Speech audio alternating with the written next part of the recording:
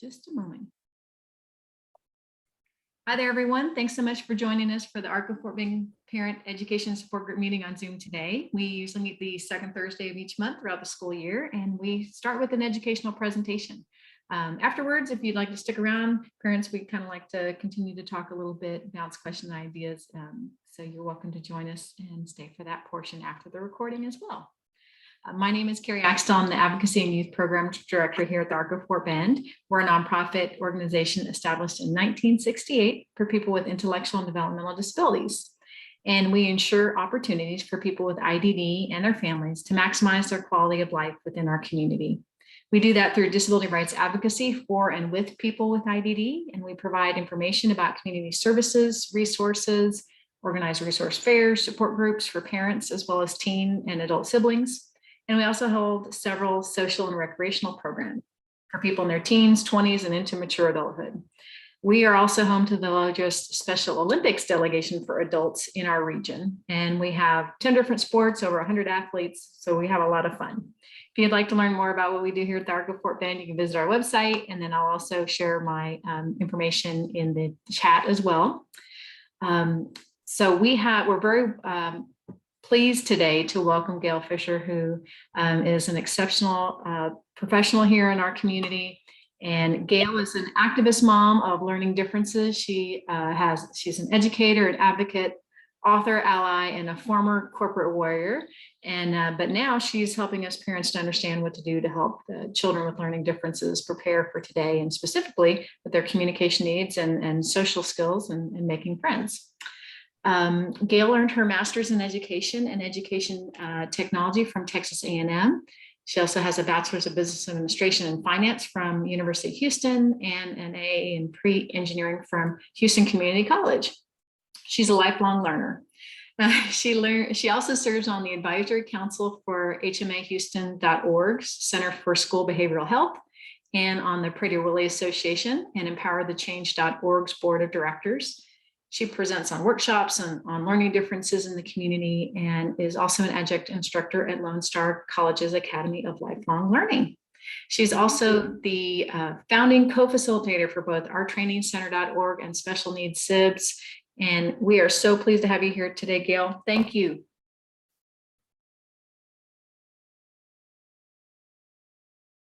My pleasure. I'm always happy to show up and talk with fellow parents. There's nothing like sharing our scars and our skin in the game. There's just nothing like it. Thank you for sharing the ages of your kids. The idea today would be that we're going to have a few slides up, just pictures to look at. And this content comes from about 11 years ago. It was 2 graduate school projects, same semester, in the whole idea of Dale Carnegie, and then the art of introduction, the art of micro expressions. And as you've listed your kids, my kid's kind of in that pack.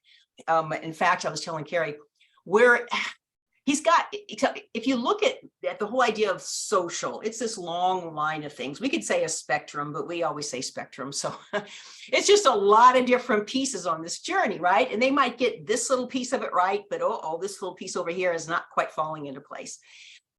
We're dealing with a parent-teacher conference right now on him acting out in band, trying to match the kids, the neurotypical kids, with jokes, but it's auditory processing. So he gets there late. And then by the time the joke is cleared and the teacher's back to talk, and John goes, oh, ha, ha, and he starts the joke again.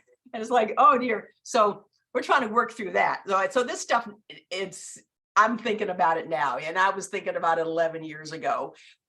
When we look at these pictures, they're not going to be all fancy avatars with lots of slick lighting. They're going to be really simple, kind of old-fashioned. They weren't old-fashioned 11 years ago, but they're a little bit more old-fashioned icons now.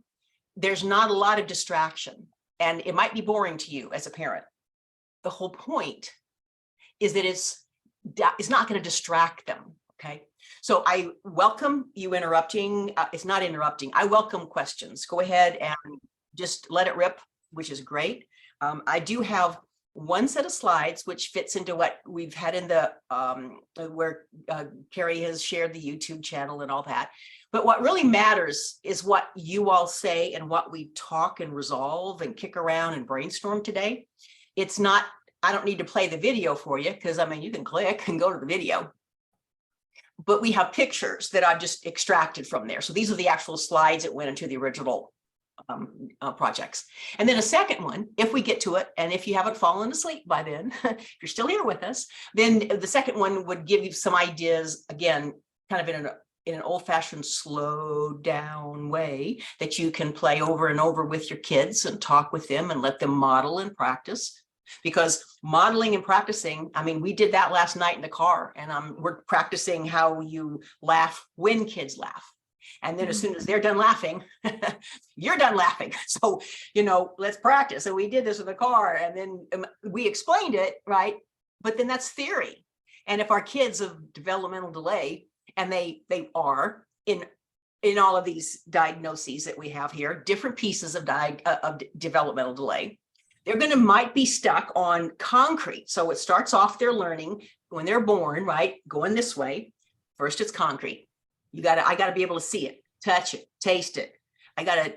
That's why it's this whole, you know, the kids play with stuff, right? Lick their fingers, concrete. Then if they move on, the next stage is pictorial. Oh, great. Now we can just maybe put some pictures, right? But we don't have to touch it. But now if we want to get to the third stage, abstract. So that's like way out there. So let's do it in a math analogy. Arithmetic, concrete, 1, 2, 3, 4. The second one would be more like, let's see, pictures. Geometry. Got it, right? I need a picture. Third one, abstract. Oh, let's say statistics, algebra 2, calculus, right? So that's kind of how they learn. So this is why the idea is that if we're still in pictures and if we're still touching in pictures, okay, let's meet them where they are. I hate that. I hate that we have to I have to meet my son where he is. I want him to be where I want him to be, not where he is. Okay. So any kind of, oh, hey, Wendy, how you doing? Good to see you. So I know about your son, about his age. And let's see, Amy, do you want to just tell us the number, how old your child is? If you want to just put it in the chat, that's okay too. 5. Yeah. Okay. So 5 years old. how many? 5 years old. Thank you, Amy. Okay, 5 years old. All right, so but with developmental delay, it's just so hard to, that's birthday candles we're measuring. Okay, great. Any questions before we start some pictures? So you can just, anytime you want to unmute yourself and ask, that's great. We'll start with the first one. And I'd say Gayle too, just let everybody know, because Gayle's going to share with me the links to the video and all these great resources, so that at the end of this, the video is being recorded, the presentation today, and I will send an email to everybody who registered today, not only the recording of today's presentation, but the resources that Gayle is mentioning, the PowerPoint slide, whatever she's going to share with you. So you'll have that access to that as well. Yeah, and you can choose when and if you want to sit down with your kids. I know we're due to review this again. So here we go.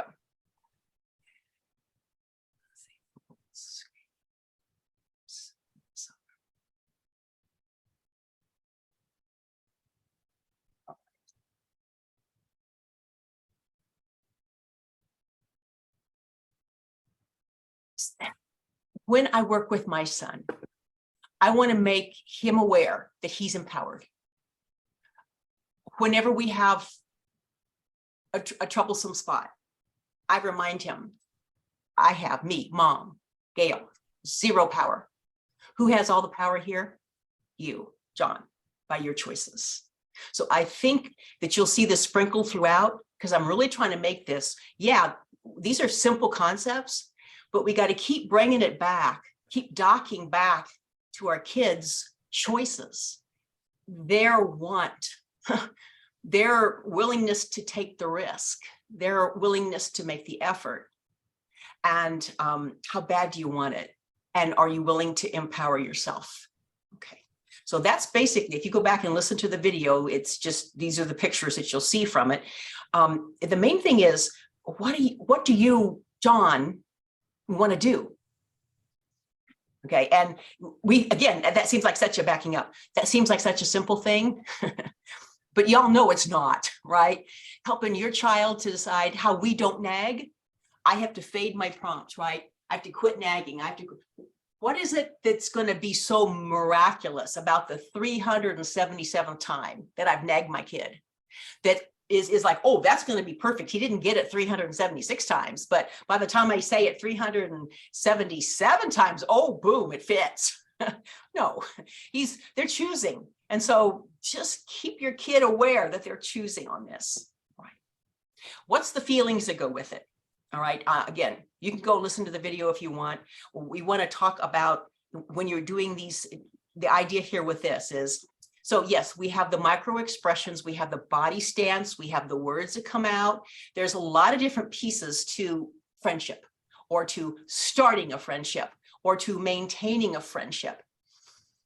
We have this with our friends ourselves, right? We might have some dads here, but for sure with my mom friends, if I neglect it, then they'll drift off. Or if they neglect me, I might kind of drift off. So a relationship or friendship is not about dominating the conversation. I tell John, and he's 16, birthday candles, no telling developmental delay, how old he really is. I say, I tell him the whole world's waiting to receive that text. So if you just are sitting passive and you're not making some effort to let people know that you think about them or you care about them, you're going to get back what you're fishing with, which is nothing. Carrie, you can always, or Chris, did someone want to go ahead and say something here? Okay, I'll keep going. So the body language, let's talk about that. So there's a lot of aspects to it. How our eyes, and sometimes the kids have a hard time with the eyes, right? So how their eyes are willing to accept the risks or the light or the sensory overload.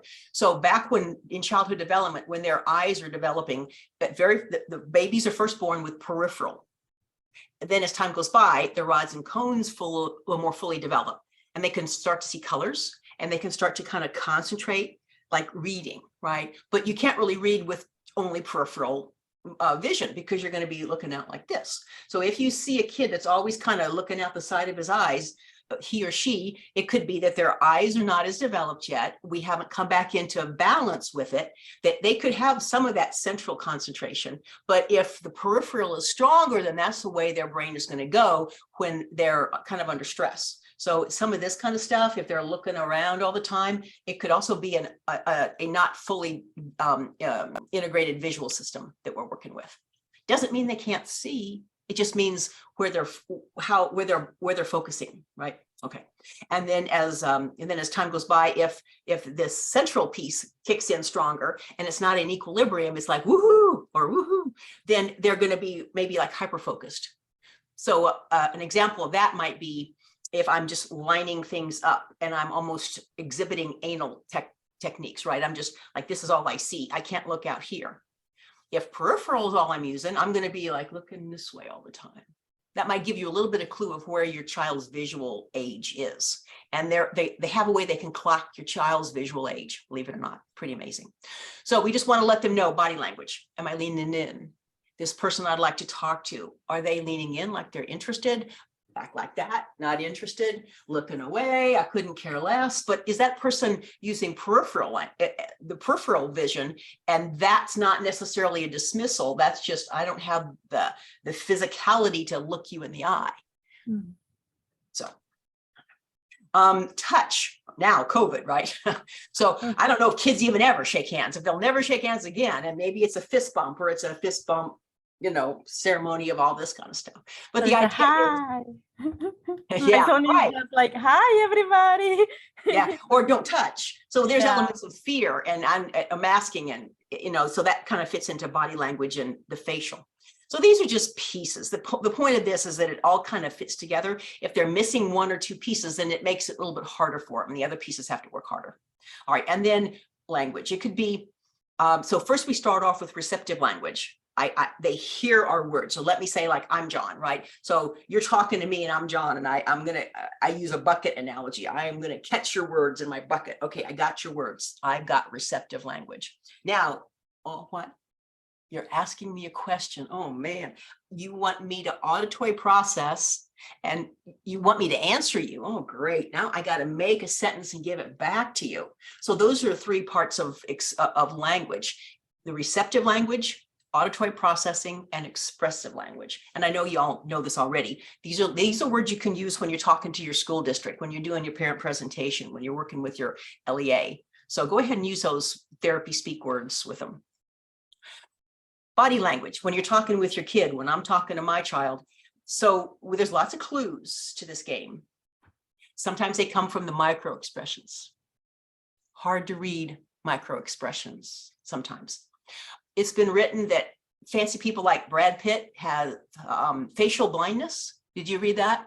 Where he can't see that. So he looks at me and I'm just kind of a blob to him. So it's a lot harder for him to, if I'm communicating with micro expressions, or he doesn't even recognize me. Like, yeah, he doesn't recognize me at all. I don't get that. But so that can be a real medical thing too. But anyway, I'm happy to see you. I'm interested. I'm in this conversation. I'm all in. I'm leaning in. So the guy there leaning against the wall, that could be a dismissal, but it also could just be, I'm pretty chill, I'm trying to look cool. I'm a teenage boy and there's girls around and I'm not going to make a fool out of myself yet. I'm just going to kind of hang here and see what. So it's not like every clue gives you 100% of the answer. But anyway, so then you have kind of the aggressive posture down here with the blue suit guy trying to muscle in on things, but helping our kids recognize how these clues fit together. A little bit more of the same kind of thing. You see the folded arm, but the guy in the middle, that doesn't necessarily mean that he's dismissing or not interested or bored. It could just be, I'm kind of getting into them, because you see the smile offsets the folded arms. So how do you interpret that? So our friend here, the female, she's pretty clear message. She could be anywhere else and be happier than with us. But the guy kind of leaning, so the third guy over on the right-hand side, yeah, he's got the arms folded, but his body language is leaning in, the guy in the middle leaning back, but we still have engaged eyes and kind of shiny eyes and smiles. So I would say I could probably talk to number 2 and number 3, but I probably would skip number 1.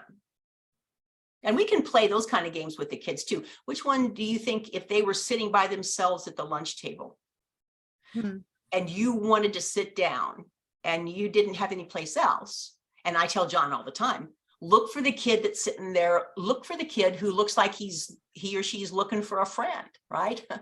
To have a friend, you have to be a friend first. So be a friend before you expect to receive.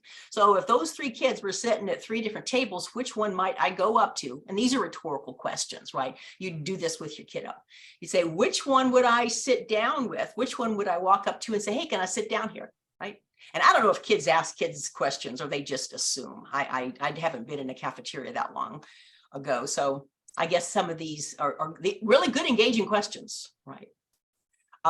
So we know the 2 people sitting there on the couch, that's trouble. The group there by the lockers, I could probably walk up to them and just kind of stand there and act like, yeah, I'm glad to be here. I don't necessarily need to interrupt with words.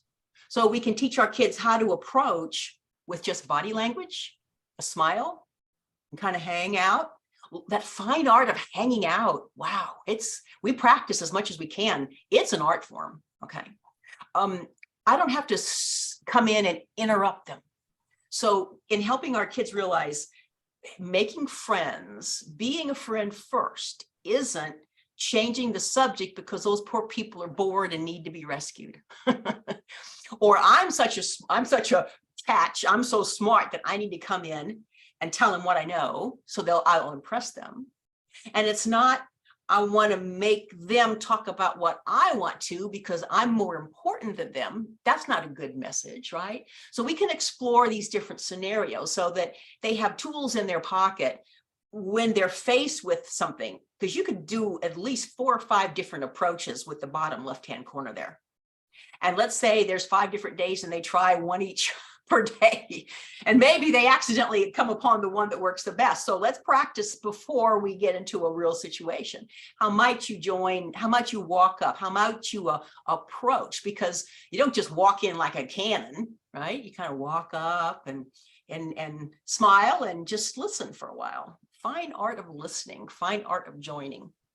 There was a man I was married to for a while, and there was never a time that he wouldn't totally change the room.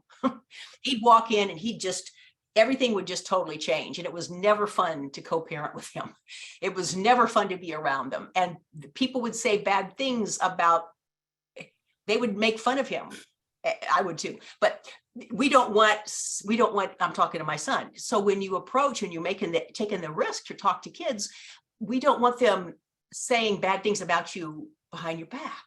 But we actually probably should talk with them about that piece. So if we just are always approachable and don't come in and dominate the conversation, that's probably the best thing to try. And then kind of take your time and follow them. I tell him, match the girls. I don't know how he is with a group of boys. I went to them at school the other day and he used a one-liner from a movie that had, "Let's get the hell out of here." It was a Jumanji line from Fridge, and I was appalled. He got out to the car and I said, "You don't say that to band kids sitting out in the porch at the patio at school. I'm going to go get the hell out of here." It's like, no, you don't say those kind of things. It's funny in the movie. I get it that Fridge says that and everybody loves Fridge, but it's inappropriate for the situation. So that goes back to reading the signs. And for our kids, and my kid would be in this situation here too, either they're so eager to jump in and to be part of it, that eagerness sometimes will work against them. And we got to practice that patience. Okay. The boys down there in the corner, they almost look like they're waiting for you to say something, aren't they? Like, "Hey guys, how's it going?" So I practice with John when he leaves a group. I said, "Okay, let's say this. Let's not, let's get the hell out of here." I say, "Hey guys," or "Bye guys," or just something. So we practice that in the car. We're modeling in the car. "Oh, your voice has got to sound like a song. That sounds too angry." Just a few generics that he can use. Practice, muscle memory. He's got it when he needs it, instead of trying to guess when the situation comes. So those are good car conversations to have. Then we're back to your power. So John, are you willing to smile? Good. First thing, number 1, smile. Number 2, look. You got eyes, use them. Okay. I get that you're shy. I get that you're scared. I know you're scared, but you get to be scared and brave at the same time. All right. So smile and look, be brave. And then maybe if we get down to number 3, you can say hi. That's cool, right? You don't have to start with a paragraph, a one word or a short sentence. Great. Awesome. I like the voice. That sounds great. And then that smile, the laugh, joining a conversation. If you don't know what else to do, just kind of, "Oh yeah." That's a good handoff, right?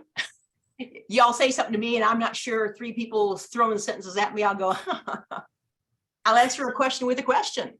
That's what I said, right? Come back with that. And then the whole idea of body language, right? Don't stand back here like that. Just practice some things that look like you're interested and glad to be there. And then we're back to his power again. I kind of hammer this one. Sure, I know it's hard. You're shy. You know, when I explain it to his friends, I say autism is kind of like you're scared all the time and you're shy all the time. So when I'm trying to explain his situation or explain to neurotypical peers, I'll say, okay, yeah, it's kind of like you're scared all the time and you're shy all the time. And that's about it. I don't need to go into much longer than that, right? So the whole idea of, ooh, all those eyeballs coming at me. Yes, it's hard, but are you brave enough? Do you want this enough to do it? So we're right back to their power. Okay? And again, less is more. You can just walk up, smile, and say hi. That's a victory. That's 2 points right there. So in the video, I go into this more, the YouTube thing. You remember we say as adults, right? Fake it till you make it. And I tell him, it's okay to just stand there. You know, you don't have to be really comfortable. And if we tell our kids that it's how it looks, it's not necessarily how you feel. It kind of goes and matches with that. You can be scared and brave at the same time, which means that you just show up and they can't see you scared. They can see how you act, but they can't see inside you or see inside your head to know these things. So it's okay to act like you're all right. People do that all the time. So anyway, here, this might be how they feel, right? They might feel like the eyes are piercing them. Everybody's looking at them. Some of us said our kids were very sensitive. We may have filters, we may not have filters. We find the social challenges, whether regardless of diagnosis, right? What we're talking about here are just some social interventions. And I don't like to use the A word around John. What does it tell you? It just tells you you either are or are not Rain Man. It doesn't tell you anything. Being brave, I'm being scared all the time tells you something. Being shy all the time, that kind of communicates something.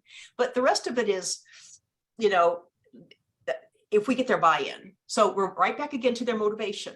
And you might say, yeah, but you're talking about this too much. Maybe so, skip this part. But I can't talk enough to John Fisher about hanging in there, right? And repetition and getting that into short-term memory and then getting that into muscle memory and then getting that into long-term memory. Because you know what he does when he's socially awkward? He borrows somebody else's STEM. So he's in specialized instruction, life skills. I hate to say life skills, but specialized instruction. And the part of the day he's in neurotypical. And whenever we go out to do other things, that's more neurotypical. So he's got one foot in both worlds. Well, when he gets socially awkward and not sure what to do, you know what his lately default is? He starts somebody else's STEM. So we're out at some public place and I'm in my own conversation in my head with people. I turn around and look at him and he's over here using somebody else's STEM. And I say, John, that's not even your STEM. That's not even your perseveration. What are you using? And then we talk about a good outcome. You can do that in your room when we get home. That's called a perseveration. So the idea of naming it and then putting a boundary on it, naming it and put a limit on it. I use the right word. I say, John, that's a STEM. John, that's a perseveration. You can do it in your room when you get home. You can stay up there and spend hours stemming, whatever your STEM of choice is, but you don't need to use Peter's STEM in the middle of church because you don't know what else to do. So watch out for that. If you start to see them doing things, they're mirroring, monkey see, monkey do, right? They're mirroring somebody else with, and it might be a STEMmy thing, which isn't going to get them what they want. We talk about, he'll do something, and I don't want to shame him, but I know it's his poor choice because I've seen him do much better. Consistently, I've seen him do much better. So I'll just say, I'll answer a question with a question. I'll say, do you think that's going to get you invited to those parties? Do you think that's going to earn you the girlfriend that you want? When you're in college, later on in your life, he wants a girlfriend. And I said, well, we'll work on that in college. But do you think that is, and I don't, I just smile and say, so do you think that's going to get you invited to those parties that you want? I want him to turn that reflection back on himself. I want him to see himself like I see him. I want him to say, no, probably not. So anyway, back to them. Shall I unshare? Anybody got questions? Yell at me. Okay, I'll just keep rolling. Okay, interrupt anytime. So the idea of this is that it's not the gospel. It's not, you know, I'm not telling you what to do. We're just kind of brainstorming a roadmap and then helping it give some ideas to the kids. So if the kids wanted to be able to have some concrete ideas, so I brought up the treasure map and I tried to bring up a road for them. I'm explaining concrete to theoretical with them. We're trying to go from concrete, pictures, pictures out the wazoo here, and mind map and all that, and then to get to the figurative, to the abstract. So I'll explain, we're going to go on a road trip, but we have a map. Here's a picture. Here's the road, concrete. Here's a map, pictorial, and where we're going. We cannot touch that yet, but we're going to get there, right? So we're always trying to move them on that understanding the world. If we never move off of concrete, if we never move off of pictures, then how are they going to be able to get past that need. And we want them to be able to keep on with their learning, not to be stuck in their learning, right? Okay. So that's what all this is, just to share with you. And then to explain that to them, right, so that they can understand. All right, so the original book, this was popular back when I was younger, right? I don't know that people care about now. They probably got some TikTok that takes its place, but it's pretty classic. And so we just went with that. I had gotten a mind map from a friend that is a life coach in Australia. His style of mind map is this. The style of mind map I use is iMindMap, and it's not, it looks different. So if you're using any kind of a visual learning tool for people and you use any kind of mind map software, you'll be able to make it rigid or flowing. It's a great tool. And I just explain it that, all right, so this is how it came from Adam. And it's down there, IQ Matrix in 2010, Adam Sakinski from Australia, mate. And but it was a big PDF. So I reached out to him and I said, listen, can I have a version of the file that I can chop up, please? And he said, sure. And I explained it to, why I wanted that. So what we're going to see here pretty soon is pieces of this, right? So this is the whole mind map, and you can explain that to your kids. Then we're going to break it up in these pieces, 1, 2, 3 today, and then the purple one will be another time. Okay. So then we go to the first quadrant or first chunk, and you start at the beginning where the deepest stem is, and you go, so up there at I think on subsequent slides, I take the whole text there, but this one's a little bit easier to read. How to handle people, don't condemn them, don't criticize them, don't complain. How to handle people, arouse people that are eager and want help. And then people, you can give to people, give them honest appreciation, give them sincere appreciation. So if you look at it like we used to diagram sentences, it's kind of like that, right? You got your subject, your verb, and then you have all your adjectives and adverbs. And so that's kind of how the mind map flows here with the pictures, with the words. So it's definitely multimodal. So if a kid doesn't like pictures, but they like the auditory, there's the video, the YouTube, right? They can just close their eyes and listen to it. If they want us to read the words, great, we got that one. There's your words. If they want to see the whole package, great. If they just like the pictures, there's that. So again, really trying to be multimodal, maybe mom and dad or one kind of learner and the kid's a different kind of learner. So the approach here is that one way or the other, it might soak in. And then backing up, we could even use examples. Okay, so let's talk about something here in the car. And you say, I'm gonna model for you first. I'm gonna say something, but I'm not gonna condemn you. I'm gonna say it, and I might say, when you stemmed at the fair, it made me nervous, but I understand you were uncomfortable. So I'm sharing with him my feelings, and I'm trying not to condemn or criticize or complain. I'm just trying to share about me. So it goes back to that I sentences, right? That we don't need to talk about you. I don't need to tell you about you. I'll tell you about me. Different than me dominating the conversation. This might be too much of a nuance for a kid, but anyway, just practice these things, right? So that it's not just words and they forget it. And the next quadrant is, so this first one was how to handle situations. The second quadrant is pink.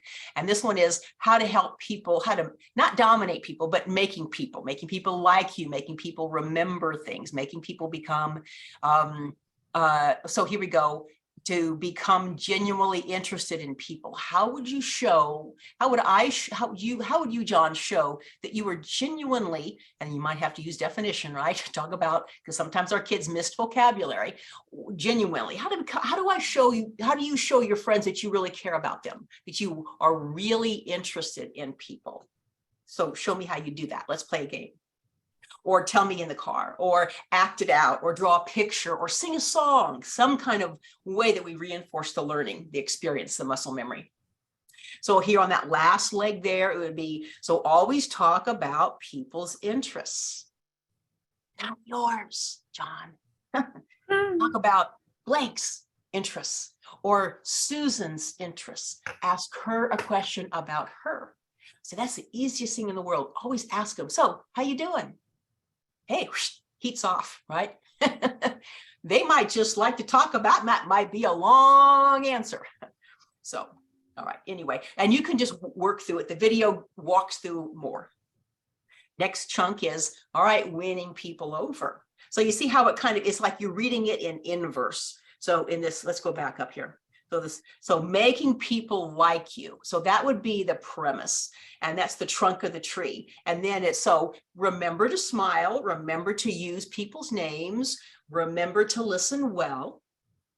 And in this chunk of the tree would be winning people over. All right, so let's avoid arguments.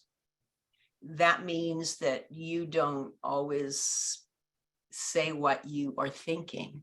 Oh boy. Oh, that's a hard one. For our Aspies, right? Yeah. So, and maybe you're thinking it and you don't They have say no it, filter.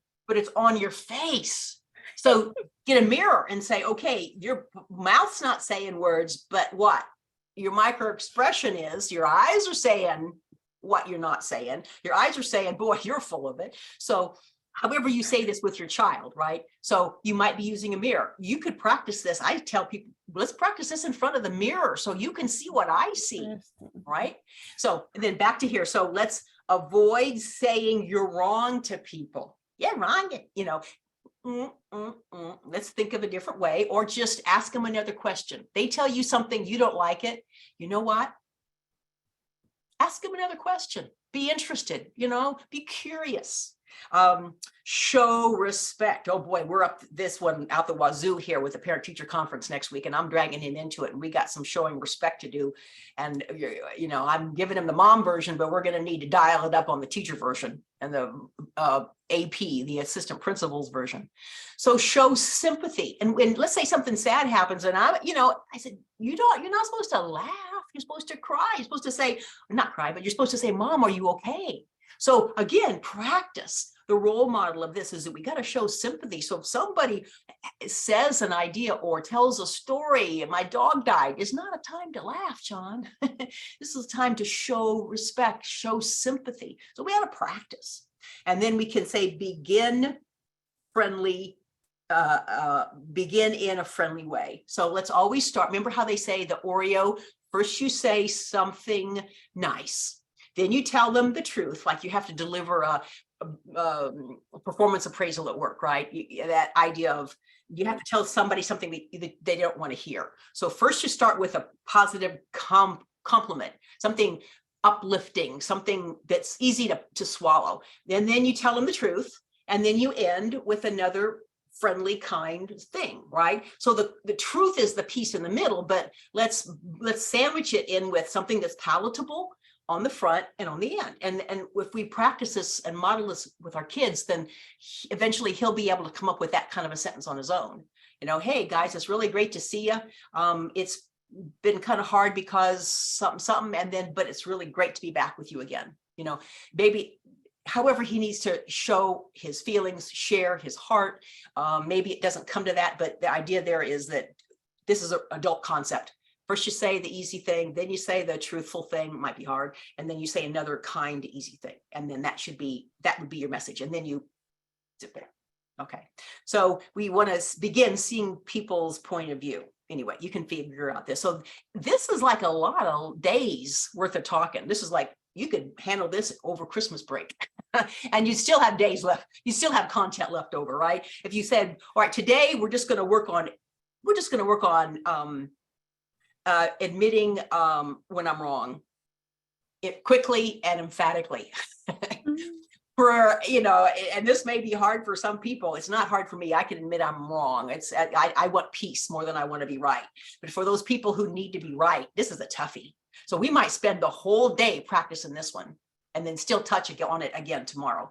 Kind of like when you're adding something, right? You do the first thing and the next day you do the first and the second thing. Or if you're doing it inversely, backward shading, you do the last step independently. And then the next time you do it, you do the last step and the second to the last step independently. We fade our prompt. And then they do the third time that they do it independently, the last step, the second to the last, the third to last. And I look away, so I'm removing my prompt. So what he's doing is backward chaining toward an independence and a mastery. Then we can do that kind of concept with this. So you just keep adding to the vocabulary, add to the sentence vocabulary. Okay, this is the one that I don't go into on the video, but you can play with it. I felt like that was enough. It was about a 20-minute video, and I do want to overload people. So becoming a leader, oh, you want to talk about that? So you can just go at this and you have the concepts. I just don't have my words on it, but you don't need that because you got the tool and you kind of practice it and see what your child comes up with, right? Their version of leadership. So then we can reinforce it all. This is how the three pieces fit together. And this comes back into the video. And we get back up on our helicopter and we kind of look at this, right? And see what they have to say. And which one would you like to practice now? Or which one do I need to do better? Right? So I'm going to stop talking. Would anybody like to share an idea, share a concept, share a story, a short story? So Gayle, one thing I was thinking of, one of the hardest things I think for my daughter is recognizing how she looks to others and what, so just, I guess that comprehension of how she appears and then, and what she is saying, because it's like she knows it in her own head, but she doesn't perceive the way it's received. So two tools that we use is if your phone can record anything. So let's practice while you videotape yourself. And it's a killer, right? I mean, I hate to watch myself on video. I watch here because it keeps me from being too much Jim Carrey. But so the kids can talk into the video, or they can talk to you and you record them so they can't see it, but maybe from a side. Or I talk into the mirror and I show you. You know, so see yourself in the mirror, see yourself in the phone, see yourself in somebody else's video. And I think that'll help that we use that to really reinforce it. It breaks my heart when I have to look at me. So I'm sure it would, it's a way maybe that might help with that, you know? Yes, that does. It's yeah. Okay. That'll be a barrier getting her to be allowed to be recorded, of course. So I might have to just sneak the recording. and that's an ambush, right? It might be. Maybe the first thing is, you know what? Why don't you take this phone into the room in the mirror? You have privacy. You practice it until you think you've got it so that you could do it out in public. And then videotape it. And then we'll ask somebody how they feel about that. And then you can actually do it yourself. So you've got these steps toward that, right? First, she just wants a lot of privacy to get it right, practice. And she can see it that way. There's no ambush to it. Okay, yes. That might remove that initial reluctance. And then she can always kill the file, right? Yes. Yeah. Anybody else want to? Okay. We'll just keep on going here with some ideas. So anyway, let's just move on. So in the video, I guess I talk more about this. I kind of went through it already. This is just so you'll see here, it's a pink section. So I have the pink concept, remember to smile. And then another one is remember to use the person's name often. This is a really good one. It also helps with memory. So if I've just met someone, I'm going to use this tool, this trick myself. I'm going to say, oh yeah, Carrie, it's great to see you again. And then I'm going to say, Carrie, and then I'm going to say something, Carrie, and hopefully by 3 or 4 or 5 or 10 times, I got the Carrie thing, right? So maybe this is where your kids struggle and maybe they don't, but a lot of these are adult tools that could work. Listening well, letting them go first. Oh dear God, right? Patience, it builds patience. It's wonderful, but let them speak first. Ask them their opinion. This is classic team building stuff. This isn't just getting them through junior high school. This is getting them through the workplace. So you're building long-term, really good tools in our kids by doing this. And not phony, not, and you can tell when someone's faking it, and kids are better judge of fakery than we are. Genuinely means real. It's got to sound like a song, John. That voice doesn't match your words. No, try again. No, try again. Try again. More like a song. So we help them to learn whether they see themselves or hear themselves or all the above or none of the above. It's got to come off as real, right? Maybe they don't understand authentic, but anyway, always help other people feel important. Okay, this is how you get elected to the board of the PTA, right?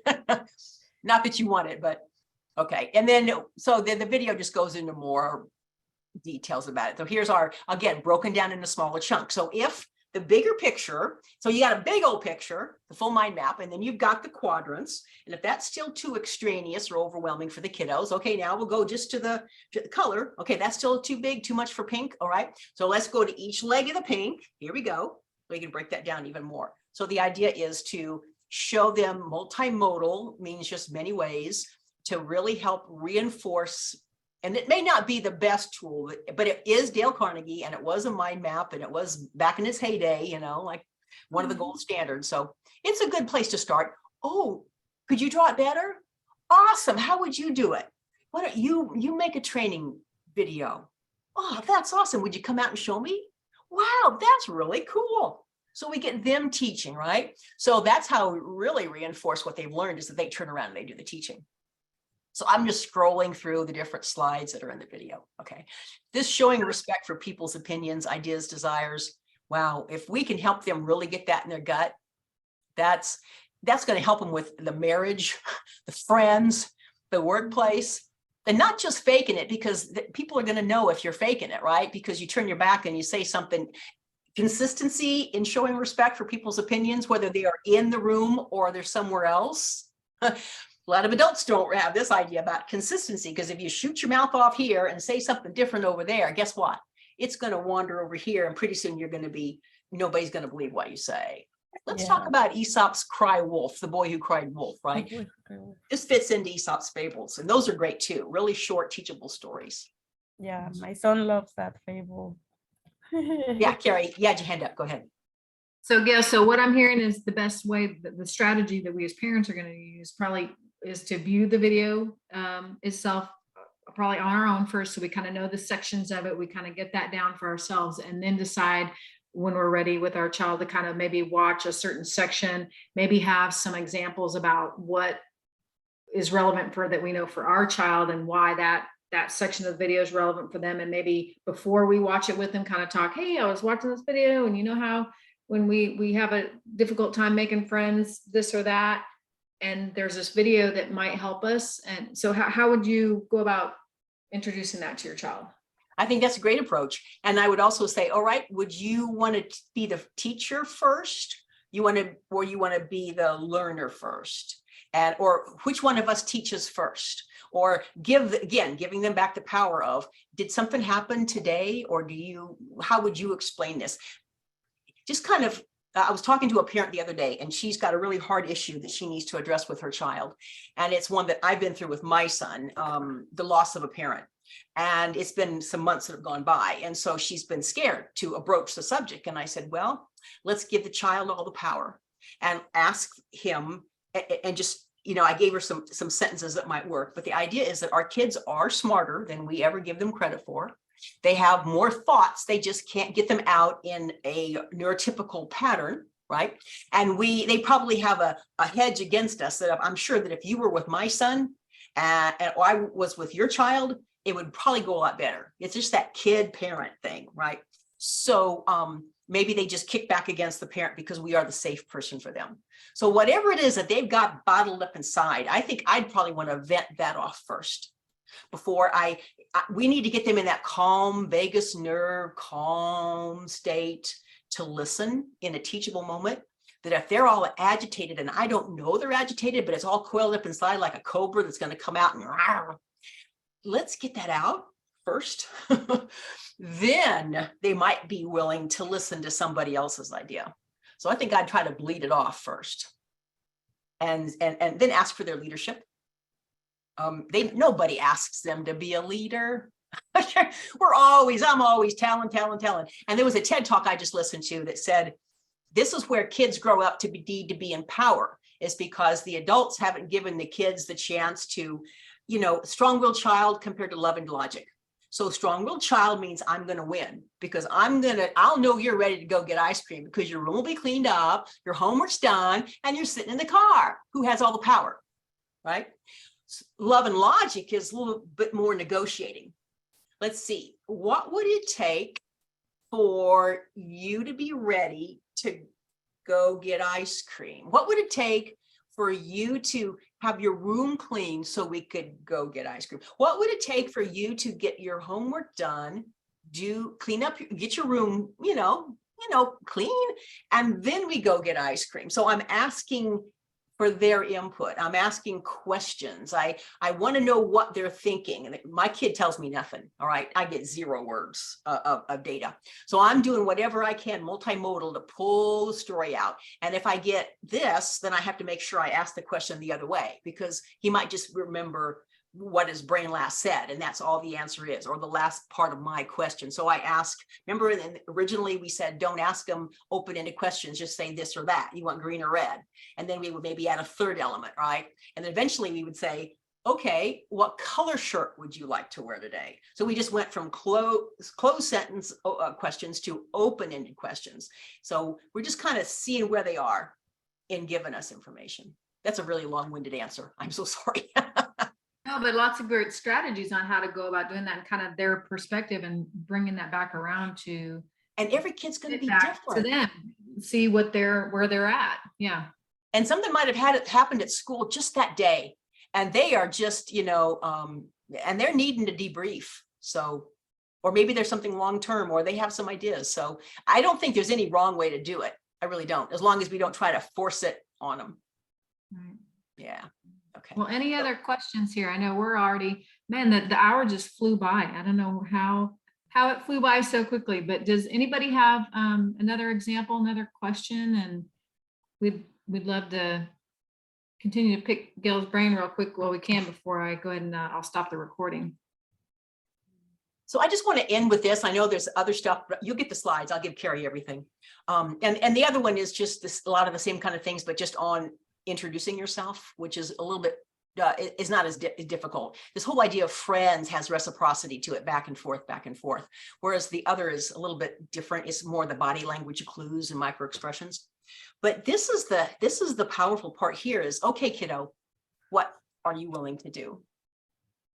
How much do you want it? And don't let them hide in their devices. Every day we have a list of what he has to work on. When he's done with that, then he can do his goofing off electronically. And I take him out in the community on errands all the time. I will let him earn home alone, and he loves that. But if I never took him on errands, never took him out into uncomfortable places, if I never had to worry about him stemming, using somebody else's stem, when I'm over this craft fair for the high school, then yeah, he'd be a lesser person. I'd be probably less wrinkled, but he'd be lesser of a person. So it's the exposure, it's the opportunity to practice, it's the getting out there and learning the sensory pathways and the experiences and all of that. So don't let your kid hide. Don't judge them. Just say, hey, what would you like to do? How can I help you? And my kid has actually asked me to help support him. So say, all right, let's just talk about what's one thing we can do together today that you would like to learn about. So it's their power. Let's never forget that. It's their power, but it's not going to happen if they sit in the house. They sit in a room, it doesn't count. No, that's a perfect reminder. I think, and I see that so much for myself as well. We're so used to, as parents, being in charge. It's hard for us not to be in charge, and we forget to, at least I know I forget to ask for input and see what they would want to do. So, well, thank you so much, Gayle. Oh, yeah, my Appreciate pleasure. you being here.